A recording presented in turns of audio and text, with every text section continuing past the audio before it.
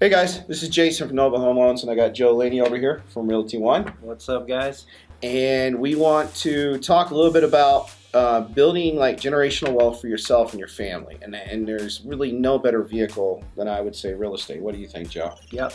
It's proven. Real estate is something that we're not going to get any more of, and it's basically going to be less and less and less, just like we can see in our market right now with low inventory and high demand with super low rates. And that's why we want to talk about this.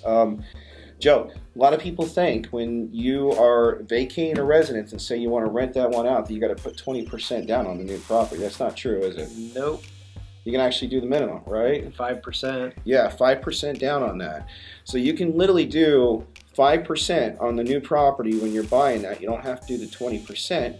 And you're vacating residence, we can use a lease agreement on that and use 75% of that amount to apply towards your income, which 9 times out of 10, rent is always higher than mortgage, just so you guys remember that out there, that are buyers, it cancels out that mortgage payment.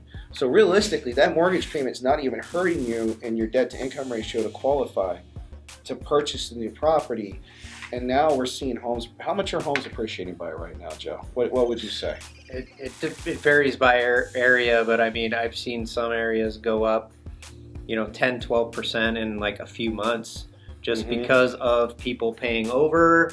And as soon as those close, now appraisers are using those as comps because it doesn't matter whether they're cash and whatever it is, even cash buyers are paying over. Deals are closing, and those are new high comps for the area. So, and that's what appraisers are using. So, yeah, I mean, everything's appreciating. And on the rental side, he was talking about converting your house to a rental and then buying a new house so you can cash flow your old house. Well, we're the #1 rental market in the country. Inventory is low.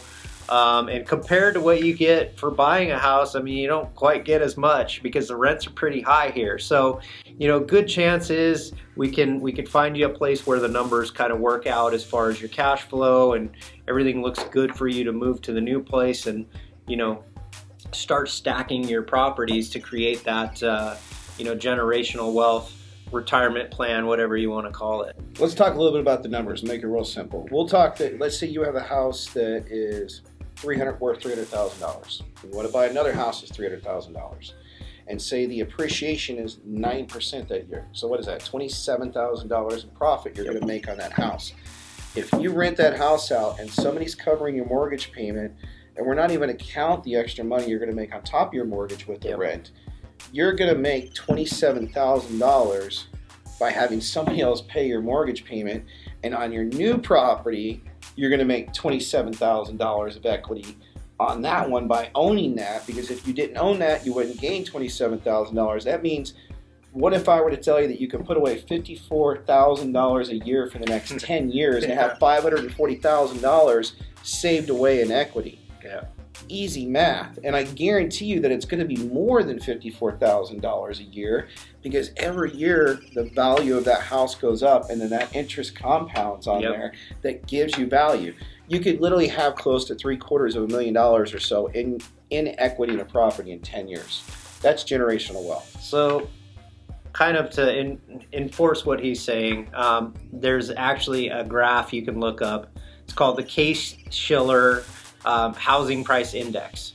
And if you look over time, there's always going to be, corrections and ups and downs, but over time keeps going up. So, real estate is a long-term game.